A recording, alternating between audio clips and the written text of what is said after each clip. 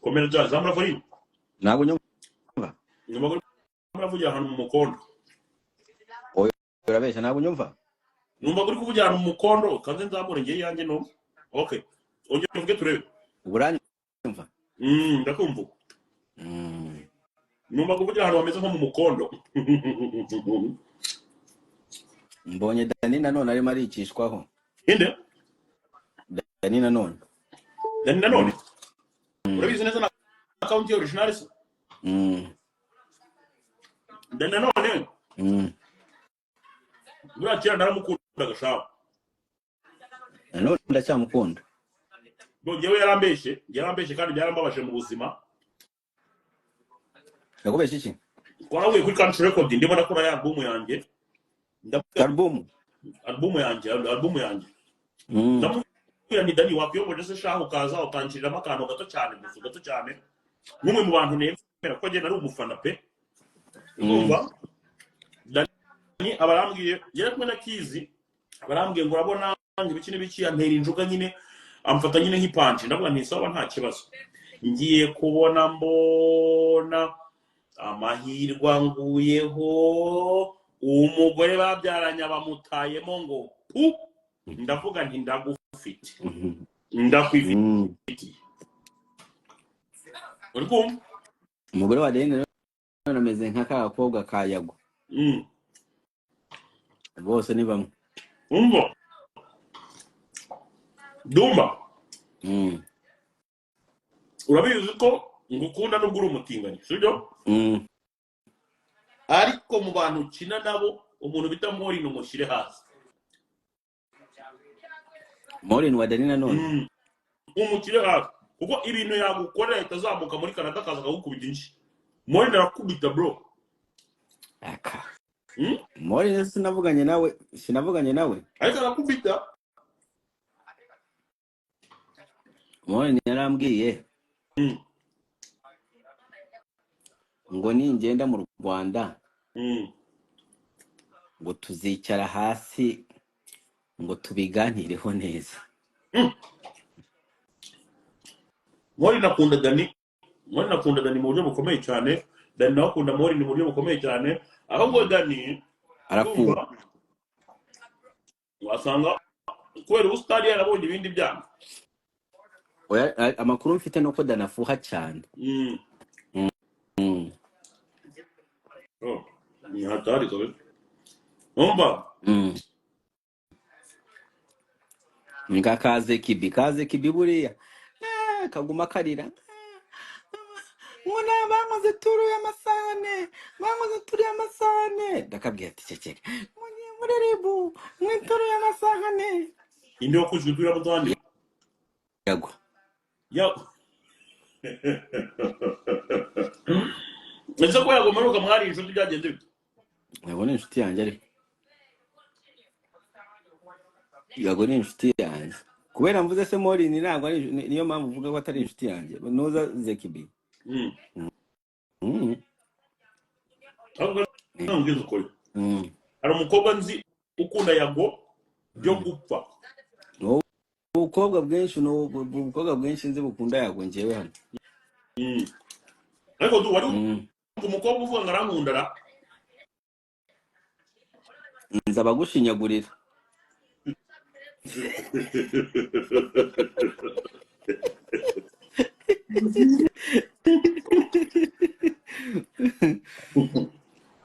Ubwo ngewe nabuze umukobwa uzaza akambwira ngo arankunda mbambona kabisa barimo barakubesha nako birandinda pe nkawibera bituma udufaranga nkura mu bakire intadusesa ahubwo ntwirira abakobwa barakureba bakabona ntacyo wabamari ni wowe mubi ni wowe usa nkaho utabishobora Ddumba narakubwiye ati nubwo naba mubi nashika ha ariko shaho uramushakisha emi we yagukoze iki emi ni umudamu wanjye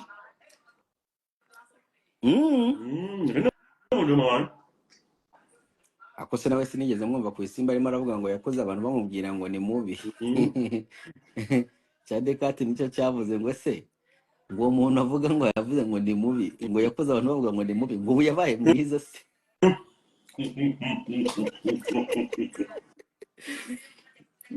Hari ukuntu umuntu yiyuburura ariko hari n'ubwo ubona udufaranga ukajya kubona ibyana bitangiye kuzajya nyamara bikureba bikabona nk'aho uri mwiza. ejo bundi nibwo nari kujya mbona komenti zanjye zatangiye kuzamo n'abakobwa nsubye mu ndorerwamo nkabona Melody ndamurusha itoto ndamurusha itoto nguma nanjye ntangira kubigendera ifiyerimo gake gake. Njye amahirwe nagize nyiri umwana nta muntu yigeze ambwira ko ndi mubi. Uri umwana se abantu bakubwiraga ko usa gute? Nyiri umwana abantu babona mbega ikibajo niko bakubwiraga barakubesha. N'ubundi n'ubu ngubu iyo umbonye ubona ari icyana cyo mu bakire gifite itoto reba ariko ongera turebe.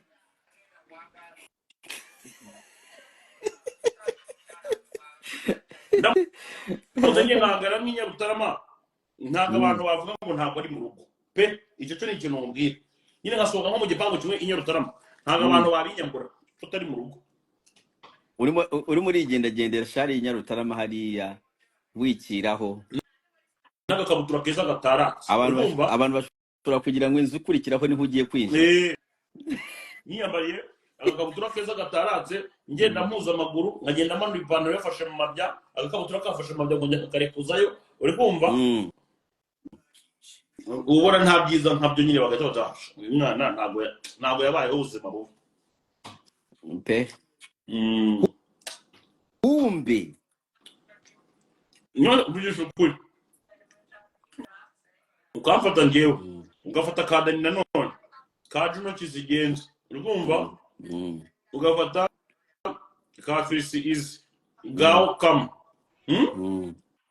hajya kandi gahanze k'akazingo ni kandera Afrique ni akazingo cyane bwa Afrique ubwo ngubwo tukagenda twambaye ubutiriningi tugenda mu muhanda w'inyarutarama abantu bagatubona. Uvugisha ukuri kw'Imana umuntu bavuga ngo ajyanye abandi bana mu rugo ni wowe. Urakoze cyane.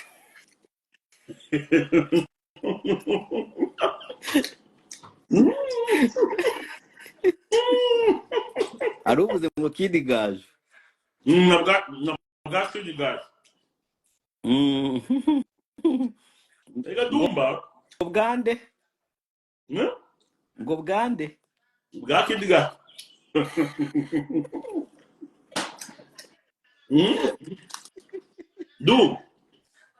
Kid Gaju umwise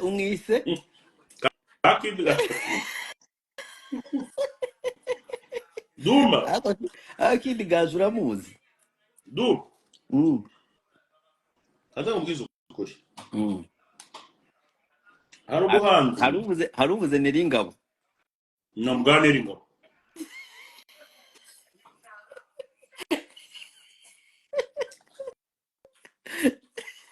ejo bundi nahuye n'umubosi wa Neringabo Clement bwira abantu bafata record ngo mufate record bikurikiraho ni biri important. Niyo batayari gufata record bambwire ntangire mvuge sha ngo musiye muri comment uvuga ati tangira uvuge muvuge ngo ntangire mvuge mufate record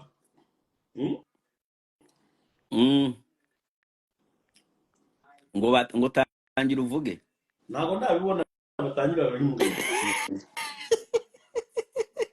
ubwo uri urashakisha Kirema gusa. Ndimo ndashakisha attention. Ega giye buriya Ddumba ndemye muri attention. iyo utamaye attention nicyo kintu cya mbere mbona gishobora gutuma hanakomeza live yanyu bajaga attention. Nukuvuga ngo meze nk'abarimu bigishaga imibare bakundaga attention. Umwana ari bigishaga imibare na physique yakundaga kubaza ngo are you guys paying attention?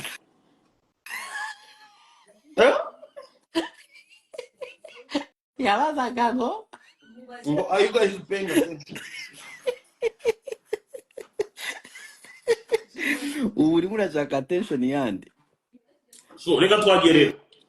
nahuye n'umukire bita Clement. Clement umugabo wa Knowless twahuriye ahantu bita muri Washington DC. Ukumva Knowless afite indirimbo nshaje wayibonye? Bose gato banza no Clement ngira nzi ko ari agasore nyine udusore tune dusanzwe tutuma ibobo kutugegera. Ukumva twakora ukuntu kumva wenda ngo nkaga producer ngo gafita ga studio ibintu nk'ibyo ngibyo. Sibyo? Nzigo nakabo. Duhura kuri elevator yanyu izamuka nyinzazi uhagararaho ikakuzamura. None ndamubona baramwe ngura ni Clement. Ntago wari umuzi. Ntago nari muzi nyine. Urumva Clement ntago agakunze kujya muri social media cyane. Bidakora mbona Clement ni umuntu w'umusore w'umukosto uri aho ngaho kandi mbere nanzi garakanwa kakazererezi n'ibiki byose ndavuganisha urumva ni umusore uberewe ubereye ni umusore ubereye Knowless ariko ikibazo kimwe gihari ni ikihe cyane tunye nibaza kuri Clement cyane. Yaraje turasuhuzanya urumva abantu barambwira ati rwose Clement ni umubosi urumva numva ni byiza cyane ariko se turatandukana nyine ngira ngo Clement araza gukora mu mufuka nk'abandi babosi bose. Clement aragenda muri make icyo ushatse kuvuga ati Jess Kwiza wa Mupango yahuye n'uwo bita boss Clement bahuye baratandukana aragenda ntiyamenye ibyo agomba mbese Clement ntiyamenye ibyo agombaga gukora urumva Clement ko ari umunyamakosa urumva ari ikintu kimwe abatandanya basigaye baturusha niba muri showbiz ukamenya ati runaka no mu blogger n'ibiki byose urumva kugira ngo bino bintu dukora bigire motivation ari ikintu kigomba kuba kimeze nk'ituro sibyo bigire impact ngewe ntabwo nshobora kugira ngo mubwire ngo mpa amafaranga kugira ngo tugire icyo gihe iyo bayita giti kandi twe ntabwo turya giti urumva ariko umukire bagomba guhita yibwiriza ati umusaza turahuye kandi rumwe mu bantu babipushinga bikagerayo agomba guhita yibwiriza. Clement yaragiye kugeza amagingo aya ngaya yaragiye bro. Yagiye i Kigali yasubiye i Kigali kugeza amagingo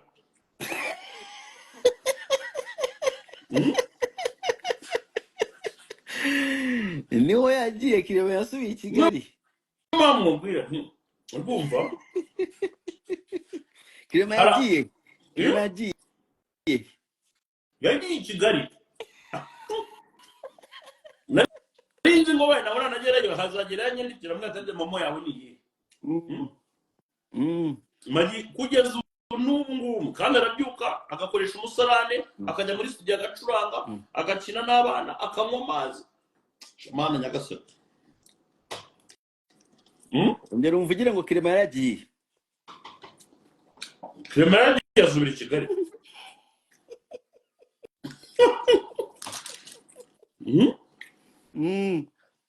gusa ubu aragira ngo nzamwandikire ngo mubwire ngo nguhemo aho bigeze ngenge kuzamwandikira mubwire ati rero Clement waragiye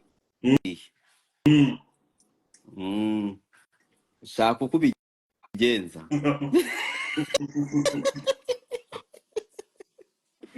nk'ubu indirimbo ya mama Rutera sindayikora urumva nta kintu aribwiriza kuko Clement yaragiye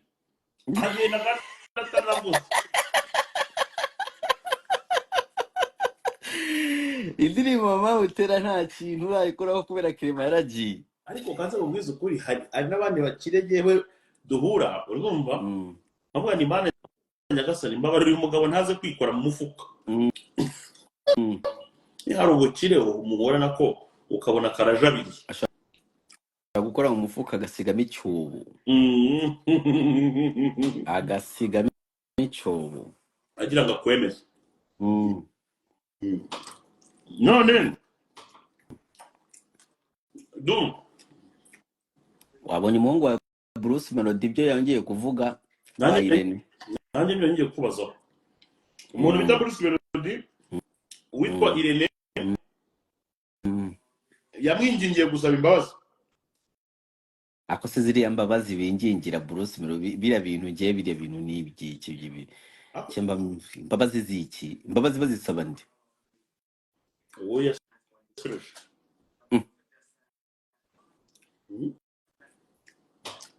de Beni Saraseba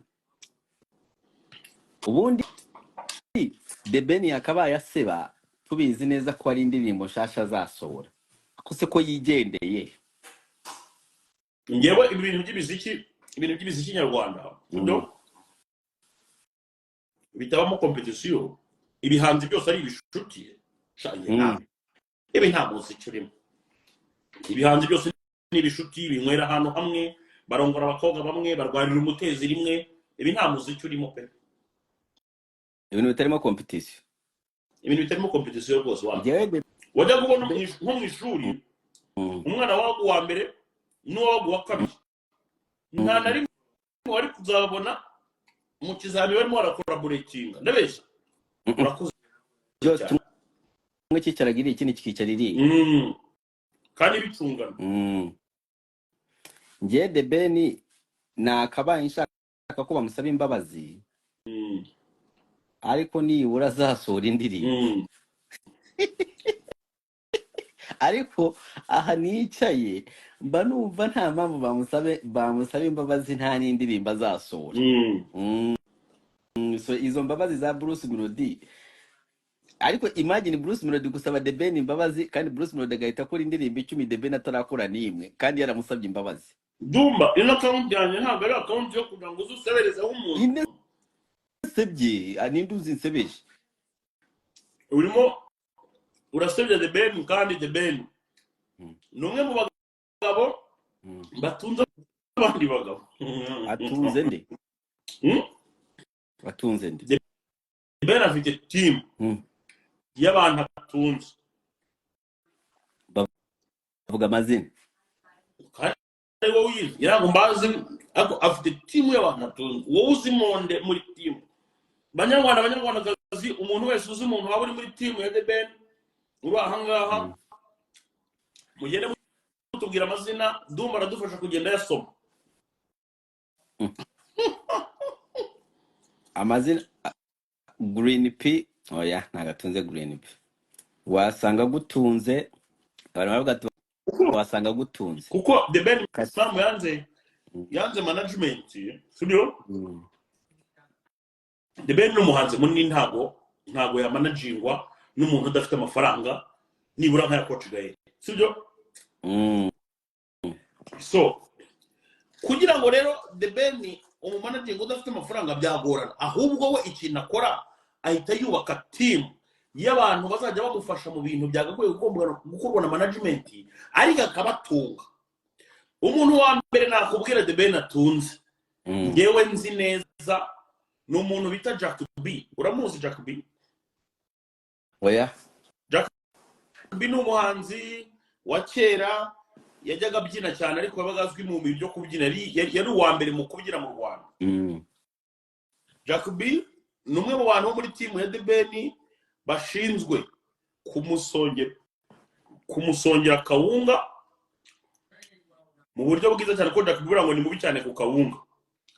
Jack atunze B umuhanzi akaba ashinzwe The Ben atunze umuhanzi wa kera witwa Jack B ashinzwe gusonga akawunga ka Ben. akawunga ka Ben ko Ben akunda akawunga ariko none akawunga ka maganje ko akawunga korohereye gasa umweru cyane katarimo igifu na kimwe. Komeza. Jack B akaba ashinzwe none twa dusirikirasiyo cyangwa se utumuvuma two kujya kuri botike. Urumva twa tumuvuma two kuvuga ngo hari wenda nk'umunyu washize mu rugo, hari twa dusirikirasiyo tw'abakadogo. Hari abantu bitwa ngo bakadogo basimbukira ku muhanda n'ibiki byose. Kubera ko Jack B ariwe uri souple kandi rapide, niwe rero ushinzwe ibyo ngibyo. So wowe nawe uri umwe mu bantu bakurikirana bya hafi showbiz nyarwanda. Ndagira ngo Ddumba udufashe ugende utubwira abandi bantu bashobora kuba bari muri team ya The Ben, wenda nanjye ntari nsanzwe nzi, ugenda unadekriva umurimo bagenda bakora cyangwa se wenda ibyo utekereza ko bashinzwe muri team ya The Ben. Ikindi kandi abantu bari ngaha muri comment bagerageza ibishoboka byose bagende batubwira abantu bazi bo muri team kugira ngo nibura nabo tubamenye, ahubwo kugira ngo tujye tublaminga The Ben impamvu adakora, tubaze team ati kuki mudasohora ibihangano by'umuhanzi, kuko ngenda bizi akora indirimbo buri munsi. Njyewe umuntu nzi ari muri team ya The Ben nzi neza mpamya ko arimo ni babiri.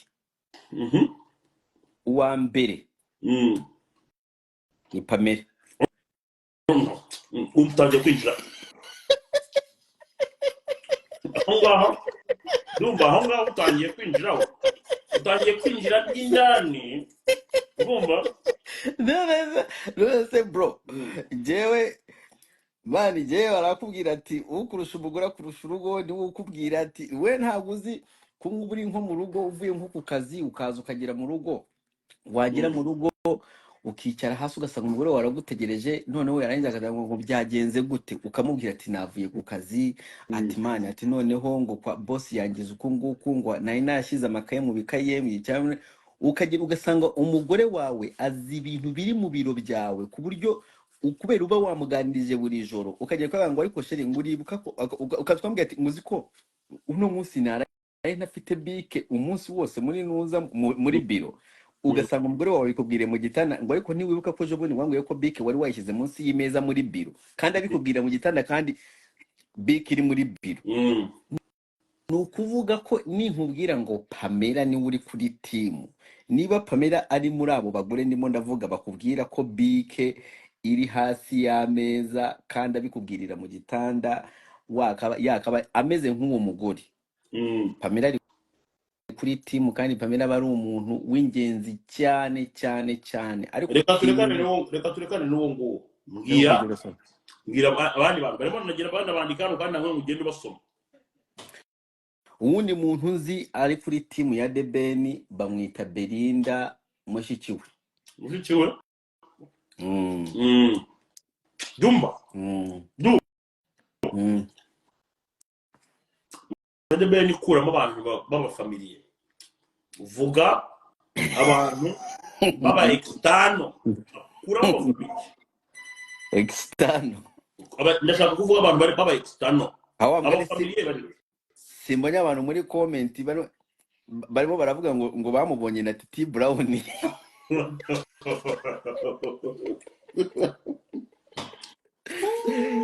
Bawe noneho niba hari umuntu umuswera jewe nabonye nkahita avuga ati ubu tipe nigisha ni papa cyangwa yanereye The Ben shawo avuga ngo mani ngo The Ben ngo ni umuntu rwaje ingiwe kirena ninzi ko papa cyangwa ngo dekata aba yamubwiye ibintu agomba kuvuga. Ntabwo nari nzi ko ari amagambo papa cyangwa azagahurutura ari amagambo amuva mu mutwe mani, njye nari nzi ko ari ibintu baba bamubwiye ati genda uvuga ibi. Noneho papa cyangwa aza kuri live yanjye umuswera yanereye The Ben mbura ahantu njya nkahita nkanda ball imukuraho wapi.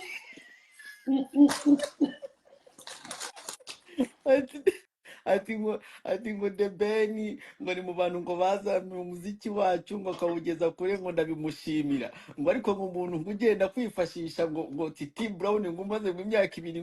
ngo muri prison ngo akaza kumwifashisha ngo azamure indirimbo ngo aho yaratubeshe ngo The Ben ngo umuntu ngo agende ngo kwa Chris Easy ngo kubera afite akaririmbo karimo trending umwaka umwe akagenda kumwifashisha ngo aho yaratubeshe ngo nasori ngo nk'umurege ndayishire hari abantu turebe niba za kuyireba papa cyangwa yaramunereye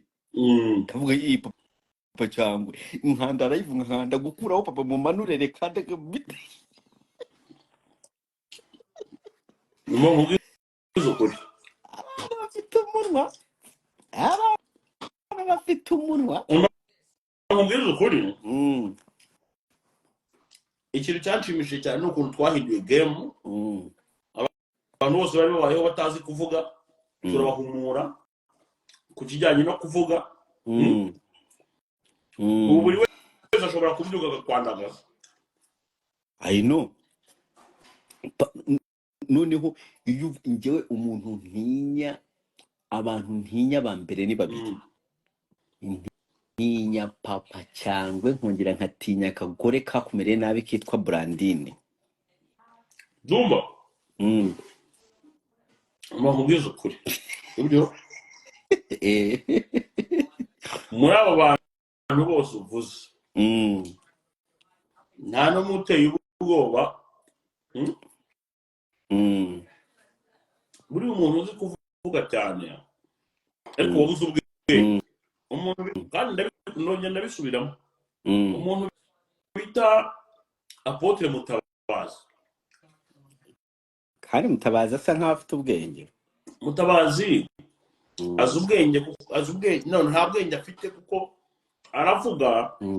akagerageza no kuba yashyiramo utuntu tw'ubwenge akoresha azanamo siyanse cyangwa se wenda n'ibindi bintu yaba yarasomye urumva ariko Mutabazi level yari ariho sibyo ntabwo ari gutangira kujya azenguruka kuri channel zifite abantu 2 na 3 level yari ariho cyangwa ariho iyo yahozeho Mutabazi twigeze gukora nawe ikiganiro nari maze kumushyira kuri standard yo kuba Mutabazi kugira ngo akore ikiganiro nibura ushobora kuba wamuhereza 200,000 agakorera ikiganiro ariko nagiye gutungurwa no kubona Mutabazi YouTube channel YouTube bwose buraza bw'ubuzererezi n'ibiki byose bukaza bukamuterera agatebe akicara akavuga nawe ukajya kumva kumva arimo aravuga amaterime ya za mayibobo ngicara wiga mayibobo ninde ajya ninde uvuga ngo icara wiga nimba na buri mayibobo zose nimba na mayibobo nyinshi sinabonye umuntu uvuga icara wiga ko we yakwise ngo zimidigi sikayituse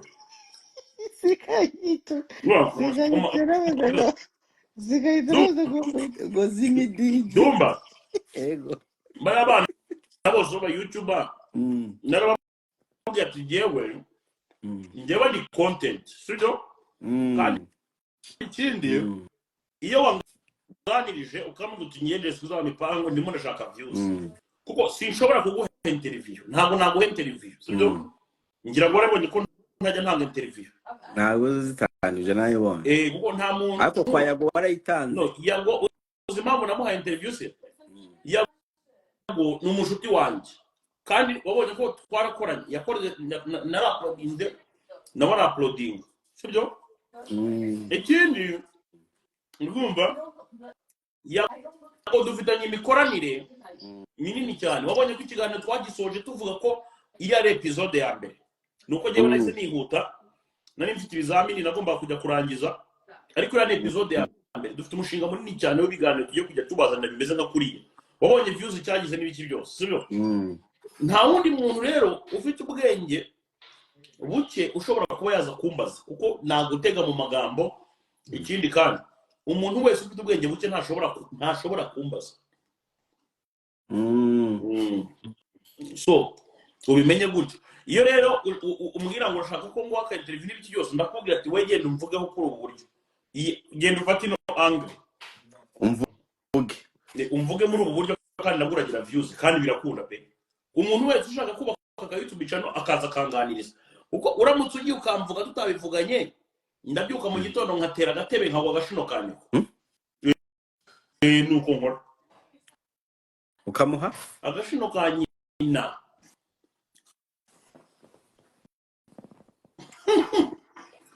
nagutereye agatebe nagutereye agatebe nkavuga ngiye gusubiza runaka nkavuga ngiye gusubiza runaka wamvuze nkumerera nabi cyane ati wanganirije ndakubwira ni wegenda nkubite muri no angle ariko ugerageze ukoresha ubwenge uko ngira abantu buri abankunda cyane baba mama iyo uvuzeho nabi cyane baraza ukadusanga muri comment harimo umuntu witwa Godeliva arimo aragusubiza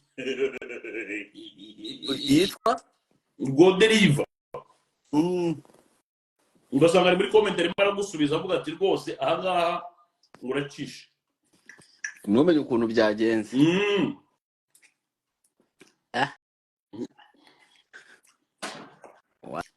utambugishije rwose bakomerera nabi ariko iyo umvugishije ngo go ahead nkanaguha n'uburyo unkoma Skype yagiye kuguha kukwita zimidigi wamwemereye Skype we mubaze namuremeye uwo munsi rwose namuherereje ibihumbi 150 byo kukwita zimidigi no naramubwiye nti urabona ngiye maze kugira inda nini rwose aho kabyiharawe ntiramera neza nk'igikeri ariko irimo iragenda ingana nk'iy'umutu sibyo wowe genda uvuga ibyo ushaka ugiye gute ariko uzamwumve neza kugira ngo ubyemere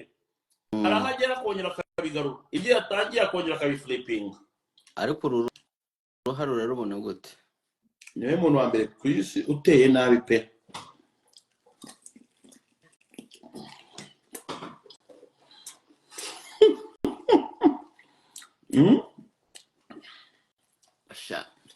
abakobwa baribesha ndacyahari baracyankunda ngo nta wagiye ngo kutangeze keri mba numva nshaka njya kurushiramo ingofero nkumva ndashaka kongera kurureba tu njyewe niyogoshije gutyo mba numva buri kandi nshaka gushimamo bimeze nko kogosha insya oya ntabwo ibingibi byabera buri muntu ejo nogosha insya ariko nagenze iminota 5 hazamo akantu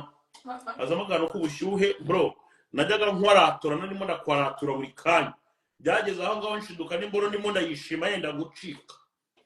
oya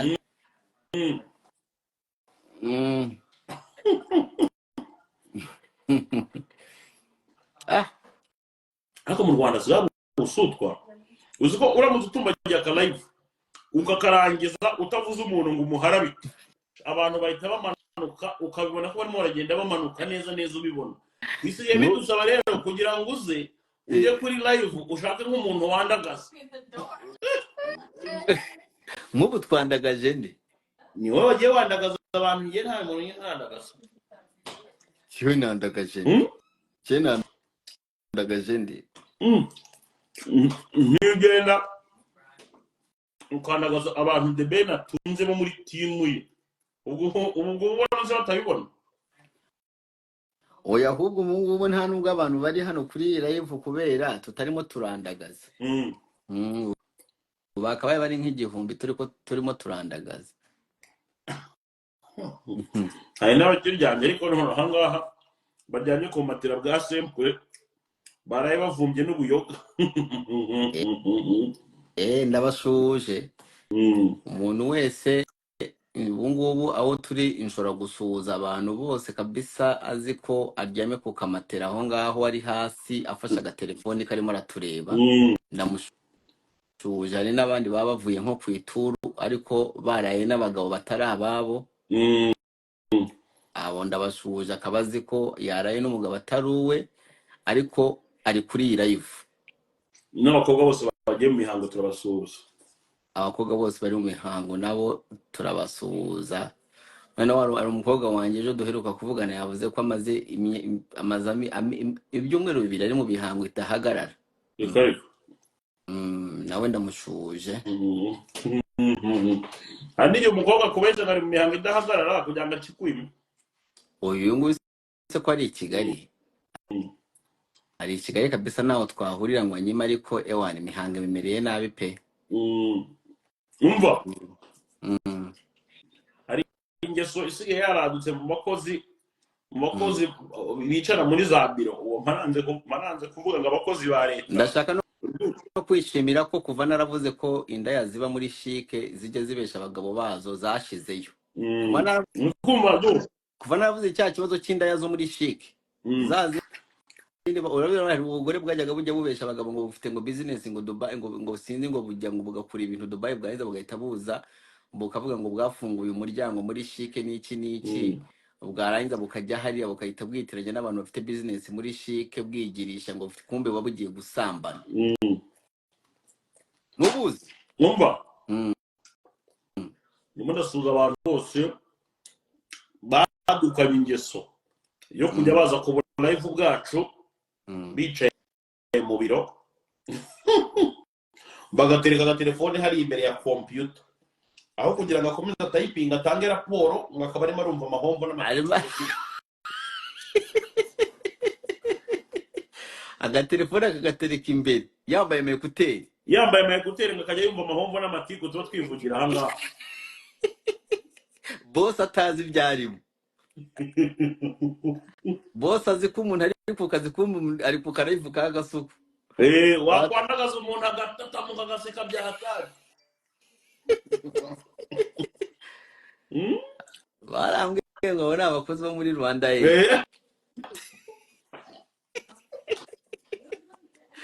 abakozi bo muri Rwanda ngo nibyo bintu bibera mu boss wa Rwanda ibi bintu byegeye.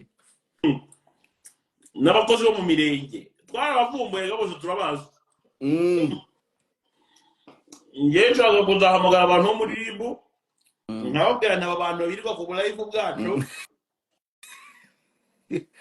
Mbese ni ikosa live bwacu nabwo babaye amakosa. Bagiye bakora si imirimo bare ugasanga raporo zaratinze wirirwa mu mahombo yacu. Yaba Ddumba. Maze mwazahura ngumva ngo nsubiramo ya nkuru urumva tuvuga inkuru nyinshi hano n'izindi tuzihimbira hano uri kumva uzi ko umuntu agusanga mu buzima busanzwe akakubwira ibintu wahimbiye kuri live ngo mbwira ngira nkuru ngo rese ngo buriya ngo nibyo akakubwira ibyo muri 2003 bro. Siyo bitu ntabwo birakubaho muhure n'umuntu ngo mbabarira ngo mbwire ngo bya bintu mwavuze ngo kuri The Ben bya bintu mwavuze kuri Melody ngo byabereye hehe. Asa problemu yanjye mu buzima busanzwe ndi umuntu uri seriye. Rero abantu nabo mama ntabwo babizi ntabwo babazi ko umuntu aba ari seriye. Gira ikibazo cyo buri gihe iyo duhuye n'abantu mbatuka. Nanjye hari ukuntu umuntu ajyaza akanyisanzuraho cyane bro tutaziranye tutagize gute ariko nkajya kubona nkabona ngo Kasuku gaswere nyoko ngo Kasuku ngo wakibwaho bro ndi mu bantu tugurya niba hari abantu bajya bisanzura bakarenza tu bro icyo gihe bitangusama kuko ubuzima bwanjye bwano ku mbuga nkoranyambaga rutandukanye n'ubuzima bwanjye bwa buri munsi. Hari n'abandi mushobora kuba mwicaye nk'ahantu mu kabari ukajya kumva umuswera nyine ngo yego ntuzamfotore ngo nahita nkwica bro ako kanya byanze bikunze bitangusaba katere bindamani baduheza katere twirwanire aho kugira ngo ngiye gufotora cyangwa ngo ngiye gute batwihere katere ngukubite cyangwa nkubite. Ni wabonye ejo bundi agaposti na postinze umuswera yanyandikiye muri DM azarambwira ngo Ddumba ngo ibi bintu ngo nubipostinge ngo ariko ngo nubipostinge ibi bintu ngo ariko ngo nashaka ngo kumfasha ngo nkawe umuntu utinze mu biti ngo kaza ngo kagira ikintu marira nyine ngo kantwara mu biti none wakahita yongera akongera ubwa kabiri ngo ariko ngo ndakwingize ngo ndagusabye ngo nubipositinge noneho aho narangiye kubonera ko mani turi abahanga kurusha abantu benshi nahise noneho mbipositinga ariko mbipositinga musubije ngo gaswere nyoko noneho muri comment mbona abantu batarimo barashona impamvu namututse bose ku murongo abantu nka comment 200 zose zitarimo barabana abantu bajya baza muri comment ugasanga umuntu akomantinze atasomye just ari umuntu nyiri uza agakomantinga atasomye bro akamenya nk'abantu bajya baza ngo nyene ngo ko mungurira ngo imashini dodo urumva ngiye nasomye comments zigera nko kuri 120 bose abantu niho nahise menya impamvu imibare igora nukuri kw'Imana comment zose 200 nsanga abantu ntabwo bumva impamvu mututse niyo mpamvu nakubwiye ati yewe ntabwo nshobora gutanga interview nje kubazwa n'umuntu w'ikigori umuntu ufite ubwenge buke ariko wajya umbaza nk'abantu ngiye mba nzi neza bafite ubwenge buke ninde ufite ubwenge buke fata ku mavuta afite ubwenge buke ntashobora kuba yanambaza nkuriye oya fata ku mavuta nta bwenge buke afite no afite ubwenge buri hafi ya ntabwo fata wanjye fata ku mavuta rwose afite ubwenge buke mu buryo bushoboka ko bwose fata ku mavuta uri kumva ubundi yarize ko nabonye yarakoze igisekirita kiri umwana yaburiye yarizera yafata ku mavuta mufata nk'umuntu w'umuhanga ahubwo niba ufata ku mavuta nk'umuntu w'umuhanga nawe rwose hari ukundi kundaza kukubona nukuri kw'Imana fata ku mavuta ngiye mbona azi uretse fata ku mavuta ko nawe ameze nkawe sometimes ajya akora ibintu ukabona nyine yakabije hari uruhande ahagamiyeho ahengamiyeho ukuntu fata ku mavuta biragaragara ko nawe ajya ahengamira uruhande ukuntu fata ku mavuta mpamya neza ko nta n'umuntu agira wenda umugaburira nyine ugira uko amugenza umuntu umuha nko kudufaranga kuko niko kigahera guha amafaranga oba ubwiza ukuri ngewe ko kigaye ni umubose wanjye nemera ku isi yawe kumva hari umuteto wanditse muri comment ngo umuswera ari ubukoko 20 none se subwaje sinabwiguriye kubiceri byanjye bwari bungaye uzi nka buri ikintu cyambabaza se kireka ari nk'umukire ko Kigali cyangwa se umukire bita Jimmy cyangwa se umukire bita Eric wa Canada cyangwa umukire bita Olivier utuye muri Maine umushuti wa Gaël wakadasohoka uriko abakire banje bose aribo baje wenda muri comment bagahita bandika ngo Jeskiza mpango ngo tubabajwe nizo nkuriye ngo nshobora gutangiye nakajya kwisobanura ari nkoko zingana gutyo ariko imbecile mayibobo iri ahangaha iganye kuri matera sempre itazi n'uburyo chicken imera ikaza kumbaza ari nkoko 20 ari ibintu bijya bimbabaza giye buranzamuka vuba ese kubabaye cyane bamize mbabara cyane ariko kugira ngo ibiryo nicare birimo biramanuka nivugira amahomba aha umuswera gitambaza impamvu ngo nari nkoko 20 ubwo se ubutandukaniye n'igicucu Godfather cyagiye kikavuga ko ngo amafaranga y'umukire ngo ari amafaranga y'akabuga Godfather avuze gute Godfather igicucu nka kiriya kiba wani muri Canada kigereranya amafaranga y'umukire ko Gaël the one and only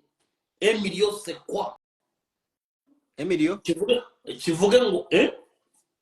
kivuga ngo Emilio c'est quoi kivuge ngo amafaranga y'umukire ko Gaël ngo yakomora ngo kwa kabuga kabuga Felicien n'umuzi ntabwo mumbaze neza kabuga Felicien ni umugabo wa supporting agintera hamwe bro azifasha kugura imihoro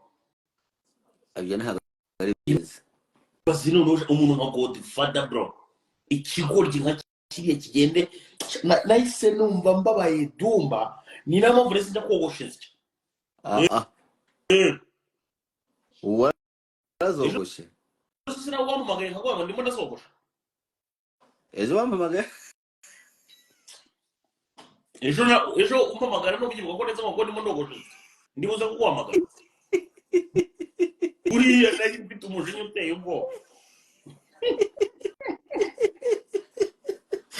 what good fun bro yarambabaje mu buryo bukomeye cyane buriya Ddumba reka nze nkubwize ukuri tujye dukina imikino yose dukine dusererezanye uhimbe n'inkuru nta kibazo uri kumva nibi bukungura ariko ukabifite nta kibangama ariko iyo